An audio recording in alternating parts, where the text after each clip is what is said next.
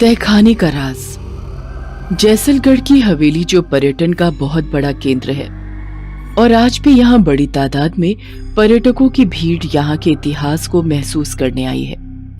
इस भीड़ में सब लोग हवेली के अलग अलग हिस्सों में घूम रहे हैं और 4-5 लोगों का ग्रुप हवेली के पहले तहखाने की तरफ बढ़ा है और उन्हें सामने दूर अंधेरे में एक आदमी, फिर दूसरा और तीसरा, ऐसे आदमियों की तादाद भीड़ में बढ़ती हुई दिख रही है जो कि आधे कंकाल की तरह भयानक दिख रहे हैं, जो एक साथ इन कॉलेज के बच्चों की ओर आगे बढ़ रहे हैं। ये देख वो बच्चे चिल्लाते हुए ऊपर पहुंचे और हवेली के अथॉरिटी मेंबर्स से मिलकर वो वाकया बयां किया, पर अथॉरिटी वालों ने इस बात को सिरे से नकार कर उन बच्चों को भगा दिया। कुछ दिनों बाद एक 53 साल के आदमी रणधीर चौधरी, जो कि पेशे से ऐतिहासिक फोटोग्राफर, वो आराम से धीरे धीरे हवेली देखते, फोटो खींचते हुए उसी तहखाने तक पहुंचे और उन्होंने भी वो मंजर देखा जो उन बच्चों ने देखा था और वो सब रणधीर ने अपने प्रोफेशनल कैमरे में रिकॉर्ड किया और फोटो भी लिए। पर शाम होते ही उनकी लाश बाहर आई। लाश को उनके घर के पते पर उनके सामान सहित पहुंचा दिया गया। उनके बेटे साहिल चौधरी ने अंतिम संस्कार और क्रियाकर्म कर उस रात अपने पिता का कैमरा चेक किया, जिसमें उसे वो रिकॉर्डिंग और फोटोज ने हैरान कर दिया। अगले दिन साहिल ने सब एक पेन ड्राइव में कॉपी किया और अपने 3 खास जिगरी दोस्तों को बताया। साहिल ने एक पेन ड्राइव को पुलिस को बताकर FIR दायर करी उस हवेली के राज परिवार पर, जिसकी कोर्ट में पेशी है और राज घराने से जय सिंह राठौड़ आए हैं। राठौर साहब, क्या जो कुछ इस पेन ड्राइव में है उसके बारे में आपको पता है? क्या ये सच है? क्योंकि अब तो विज्ञान भी ये सब मानता है, वो भी अगर सबूत हो तो जरूर मानता है। सरासर झूठ है जज साहब। हमारा परिवार भी पुश्तों से उसी हवेली के एक हिस्से में रहता है। 100 से ज्यादा कर्मचारी वहां दिन रात रहते हैं। अगर कुछ होता तो हम सबको भी दिखता या हमारे साथ भी कुछ घटता। हमने पता करवाया है कि रणधीर चौधरी हृदय गति अवरोध के मरीज थे। तहखाने में घुटन से उनके साथ ये हादसा हुआ है। ये दलील सुनकर जज ने केस खारिज कर दिया। अब साहिल अपने तीनों दोस्तों के साथ रात को घर की छत पर शराब पीते हुए कहता है, अब हवेली का राज वहां जाकर ही पता किया जाएगा। तुम साथ देते हो तो कल सुबह सूरज की पहली किरण के साथ तैयार रहना। अगले दिन की सुबह चारों जैसलगढ़ हवेली पहुंच गए हैं और पूरी हवेली को बारीकी से घूमकर वहां की चीजों को बारीकी से देख और लिखे हुए इतिहास को पढ़ भी रहे हैं। जितनी तस्वीरें लगी थी उनकी भी तस्वीर साहिल अपने मोबाइल कैमरा से ले रहा है। शाम होने को है और सारे पर्यटकों के बाहर जाने का समय नजदीक आने वाला है। उससे पहले वो चारों तहखाने में घुस गए हैं और वहीं रुक गए हैं। अरे साहिल, क्या कर रहा है? चलना नहीं है क्या? नहीं, जो पता करना है वो यहीं इस तहखाने में है और यहीं रुक कर ही पता चलेगा। तू सच्ची में सबको मरवाएगा? भूतों का तो पता नहीं, पर पकड़े गए तो कुटाई पक्की है। और वो चारों वहीं अंधेरे में छुप गए हैं। हवेली खाली हो गई है। अंधेरे के साथ सभी कर्मचारी भी बाहर जाने लगे हैं, जिसका पता कर्मचारियों की आवाज सुनाई देने से उन चारों को चल रहा है। तो अब जल्दी निकलो, अंधेरा हो रहा है। जल्दी चलो वरना मारे जाओगे। क्यों हर रोज कहना पड़ता है? ये सब सुनकर इन चारों को डर का एहसास हो रहा है और वो एक दूसरे को देख रहे हैं, जिनमें से एक डर में भाग गया और एकदम से सामने एक राजा की शैतानी डरावनी आत्मा आई और उस लड़के के गले को पकड़कर ऊपर उठा लिया, फिर गला दबोचकर मार दिया। गर्दन की हड्डी टूटने की आवाज और उस दोस्त के मुंह से निकलते खून ने बाकी 2 को भी तहखाने के अंदर डरकर भागने पर मजबूर कर दिया, जहां फिर से एक एक कर आधे कंकाल वाले आदमियों की भीड़ बढ़ती गई, जिन्होंने उन दोनों को दबोच लिया और मार डाला।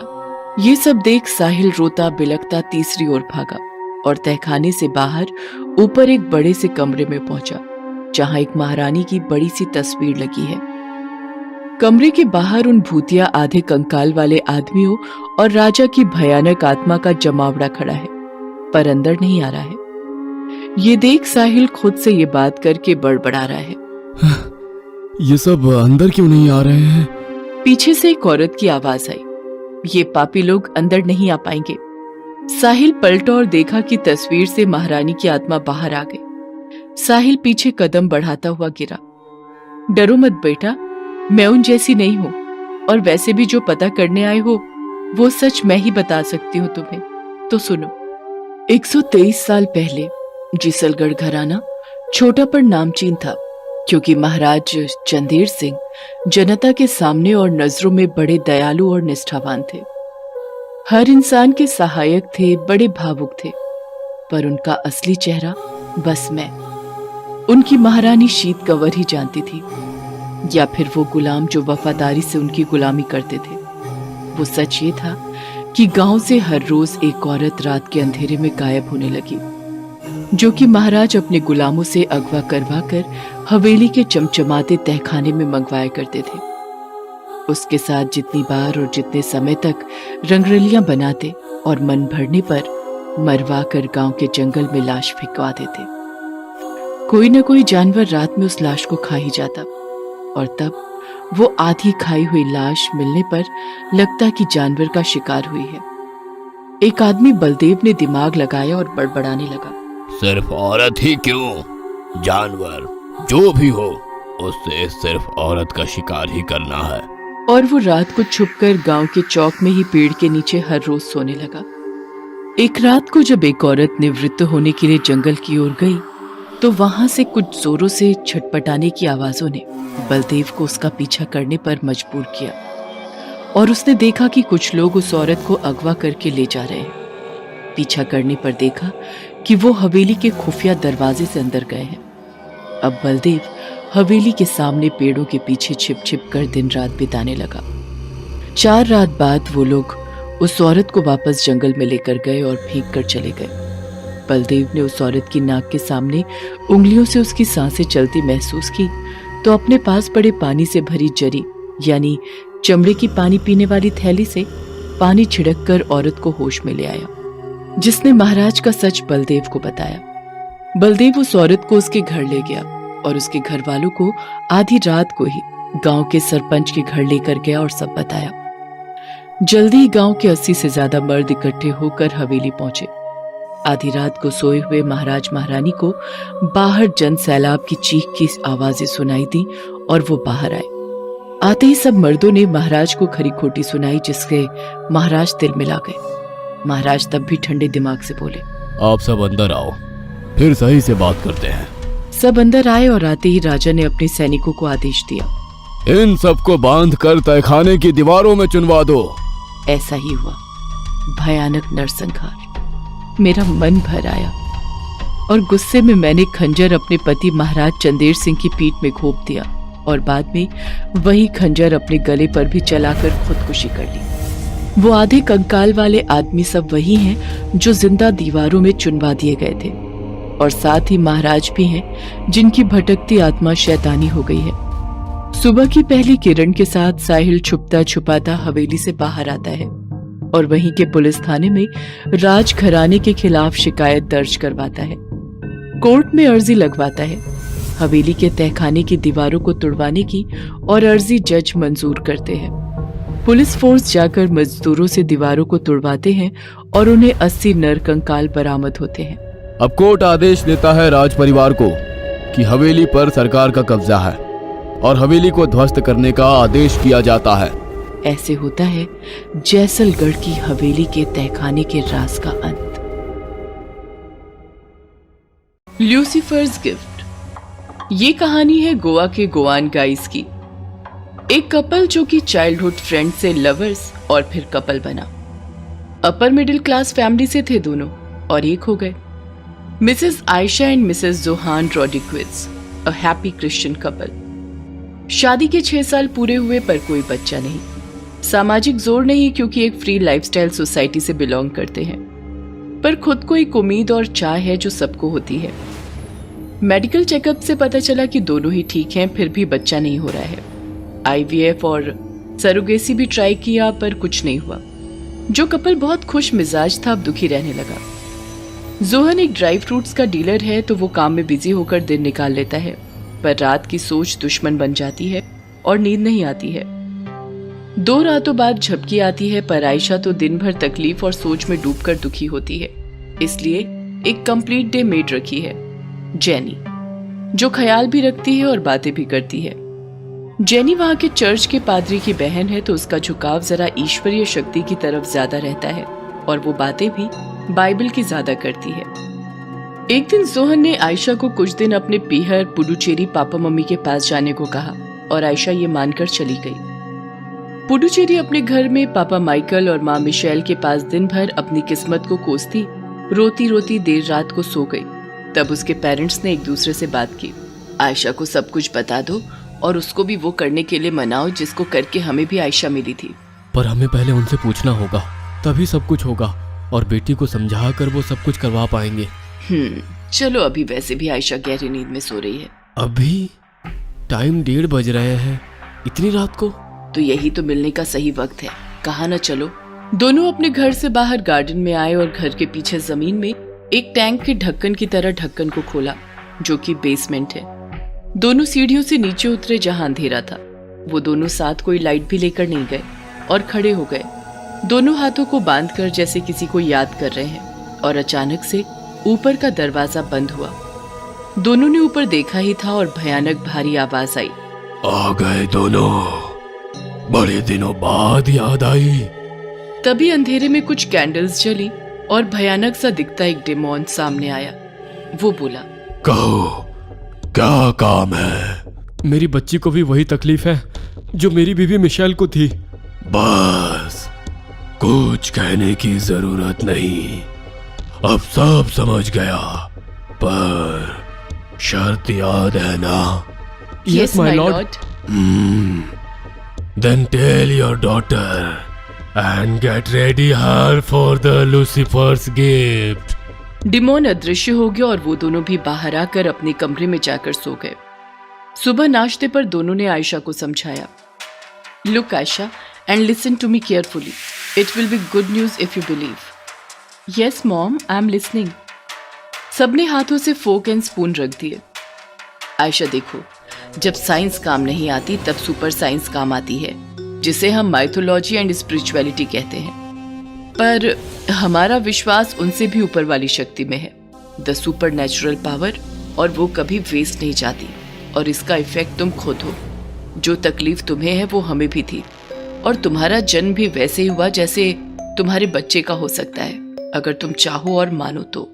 आई want to being a mother and I can do everything. Then listen, एक शर्त है और वो माननी पड़ेगी, वरना बाद में रिजल्ट बहुत भयानक हो जाएंगे, मानो अनकंट्रोलेबल। आप कहिए, मैं सुन रही हूँ। आज रात तुम्हें हम दोनों वहां ले जाएंगे जहां से तुम्हारी इच्छा पूरी होगी, पर शर्त यह है कि वो बच्चा हमारे भगवान का होगा। मीन्स पहला बच्चा वो ले जाएंगे, बाद में चाहे जितनी भी संतानें हो वो तुम्हारी, पर पहला बच्चा उनका अपना गिफ्ट होगा और तुम्हें लौटना होगा। मंजूर है। रात 12:45 पर वो तीनों नीचे आते हैं और वैसे ही डिमोन आकर आयशा से पूछता है, क्या तुम्हें मंजूर है? हाँ। तुम अकेले रुको और तुम दोनों जाओ। ये बोलकर वो अदृश्य हो जाता है और वो दोनों आयशा को अकेला छोड़कर ढक्कन बंद कर चले जाते हैं। अपने कमरे में दोनों लेटे हुए बस इंतजार करते हैं कुछ होने का, और अचानक जोरों से बिजलियां कड़कने लगती हैं। तेज आंधी चलने की आवाज सुनाई देती है, जिससे घर की छत के दरवाजे टकराने लगते हैं। लाइट्स ऑफ हो जाती है और दोनों ऊपर दरवाजा बंद करने साथ जाते हैं। छत पर पहुंचकर आकाश देखते हैं जो कि लाल सुर्ख हो गया है, जिसमें काले बादल मंडरा रहे हैं। तेज आंधी पेड़ों को बेहाल कर हिला रही है और साथ ही ऐसे मौसम में बारिश शुरू हो गई है। बिजलियां कड़ाके से कड़क कर डर का माहौल बना चुकी हैं। आकाश में ऐसे मौसम से एक आदमी जैसा पंखों से उड़ता हुआ नीचे आ रहा है। धीरे धीरे जो गुस्से में आंखें लाल किए नीचे उतर रहा है। उन दोनों की नजरें उससे मिली और दोनों घुटनों पर बैठ गए। वो आसुरी शक्ति नीचे उतरती है, पंखों के सहारे घर के पीछे उतर गई। मौसम अभी भी वैसा ही है। वो दोनों भीगे हुए छत के दरवाजे को बंद कर नीचे गए और कपड़े बदल कर सो गए। पर सोना किस्मत नहीं उस रात, क्योंकि मौसम की गर्जना और अब बेटी की चीखें सोने नहीं दे रही हैं। 3 बजे एकदम से सब शांत हुआ और फिर दोनों सो गए, जो इतने समय से अपने बिस्तर पर बैठे एक दूसरे को देख रहे थे। सुबह 7 बजे आवाज आई, गुड मॉर्निंग मॉम, डैड। दोनों उठे और देखा कि सामने बेटी और वो एक कातिल मुस्कान से भरी है, जिसमें उस आसुरी शक्ति का अंश आ गया है। अब आयशा अपने पति जोहान को कॉल करके कहती है, यहाँ सरोगेसी से काम हो गया है, कॉन्ग्रेचुलेशंस, जल्दी आ जाओ। Yes my love, thank you baby, today I am the happiest man on the earth, I will be there in the evening. अभी फ्लाइट से निकलता हूँ। जोहान शाम को पहुंच जाता है अपने ससुराल। 1 हफ्ते बीवी के साथ शहर घूमता है और वापस दोनों गोवा जाते हैं। खुशी से अपनी बीवी का ख्याल रखता है, घर पर ही रहता है। बिजनेस उसके वर्कर्स हैंडल करते हैं और इसमें 9 महीने बीत जाते हैं और वो दिन आता है जन्म का। बीवी को हॉस्पिटल ले जाता है। लेबर रूम के बाहर खड़ा बीवी की चीखें सुन रहा है, जो सहन नहीं कर पा रहा है, और हॉस्पिटल से चला गया और देखा कि मौसम एकदम भयानक हो गया है, वैसा ही जैसा उस रात था।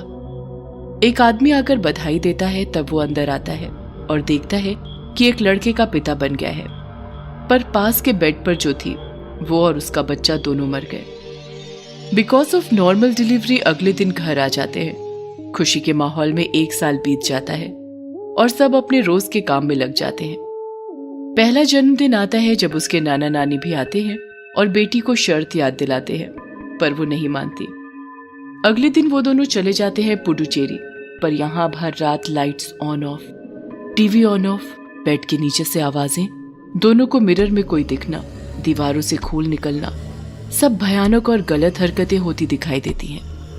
दिन रात कुत्ते रोते हैं, रोज कोई परिंदा घर से टकरा कर मरता है। आधी रात को किसी के दर्द में रोने की आवाजें, ये सब जोहान को बेचैन कर रही है। और इनको देख जेनी आंटी जो मेड है, वो अपने पादरी भाई को बुलाने का कहती हैं और जोहान मान भी जाता है। प्रिस्ट आते हैं और घर में घुसते ही समझ जाते हैं। फिर वो बेबी को देखने कमरे में जाते हैं और उंगली उसके मुंह में डालते हैं कि वो बच्चा इतनी जोर से काटता है कि उंगली ही काट खाता है, और इतना सा बच्चा वो उंगली चबा कर निकल जाता है। ये सब जोहन को डरा देता है। बाहर आकर प्रिस्ट साफ बता देते हैं कि घर में शैतान का बसेरा है और बच्चा शैतानी तोहफा है। जोहान कुछ कह नहीं पाता, बस इतना ही, फादर ये सब कैसे और सही कैसे होगा? देखो, ऐसा बस शैतान से सौदा करने पर होता है, और वो केवल बच्चे के पिता या माँ ही कर सकते हैं। इसका इलाज केवल घर का शुद्धिकरण है, जिसमें सबकी जान का खतरा भी है।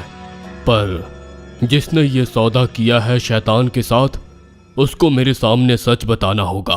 Father, my God is my witness, but if Ayesha did this, I will ask her the truth. बस आप तैयारी कीजिए। See you tomorrow, God bless you all. Priest चले गए और जोहान अपनी पत्नी से आंखों में आंखें डालकर सच्चाई पूछता है। आयशा सब बता देती है। दोनों बच्चे के कमरे में जाते हैं और देखते हैं कि कमरे में अंधेरे के बीच लाल रोशनी में वो डेमोन उसे गोद में खिला रहा है और उन दोनों को कहता है, कल इसे लेने इसके पिता खुद आएंगे। और अदृश्य हो जाता है। आयशा फूट फूट कर रोती है और बताती है, वो डेमोन जिस पिता का कह रहा था, वो कोई और नहीं, खुद लूसीफर है। जोहान भागते हुआ चर्च जाता है और प्रीस्ट को सब सच्चाई बताता है और शुद्धिकरण की क्रिया प्रक्रिया उसी समय करने को कहता है, क्योंकि 12 बजे के बाद लूसीफर कभी भी आ सकता है और अब सिर्फ 1 घंटा बचा है। अब पादरी और जोहान घर आकर प्रक्रिया शुरू आवर फादर इन हेवन प्रार्थना के साथ चर्च होली वाटर छिड़कने से करते हैं, और वहां जोहान, जेनी एंड आयशा पादरी के पीछे चलते जाते हैं। फिर जब आखिर में बच्चे के कमरे तक फर्स्ट फ्लोर पर पहुंचते हैं कि घड़ी की घंटी बजती है, जिसमें 12 बज चुके हैं और समय थम गया है। पादरी का मुंह सिल जाता है, हाथों से Bible and holy water bottle गिर जाते हैं और वो कुछ बोल नहीं पाता। तभी भयानक मौसम बन जाता है। तभी घर की छत गिरती है और फिर उसमें से उड़ता हुआ उतरता है बड़े पंख और भयानक चेहरा लिए लूसीफर। अपने बच्चे को उठाता है कि आयशा उसके पैर पकड़कर गिड़गिड़ाती है, मुझे ले जाओ पर बच्चे को छोड़ दो। पर लूसीफर इतनी जोर से चिल्लाता है कि दूर तक आवाज जाती है। मौसम और माहौल भयानक है क्योंकि लूसीफर है वहां, और वो एक बात कहता है, बस। I told you, and you promised that you will give me my gift. और अब ले जा रहा हूँ। वो लेकर उड़ जाता है, पर जैनी प्रेयर कंटिन्यू करती है कि पीछे खड़ा डिमॉन उड़ता हुआ उसके ऊपर झपट्टा मारता है और बाहर की ओर दीवार गिरता हुआ तेजी से ले जाता है। पादरी ठीक हो जाते हैं और प्रार्थना पूरी करते हैं। फिर घर के बाहर आकर देखते हैं कि बहन जेनी नहीं रही। वो दोनों पति पत्नी जमीन पर बैठे रो रहे हैं। तभी अंदर से बच्चे के रोने की आवाज आती है और जोहान अंदर भागता है। अपने बच्चे को सामने देख गोद में उठाकर बाहर आ जाता है। वहीं देखता है कि आयशा की लाश जमीन पर है और आयशा की आत्मा का हाथ थामे लूसीफर ले जा रहा है।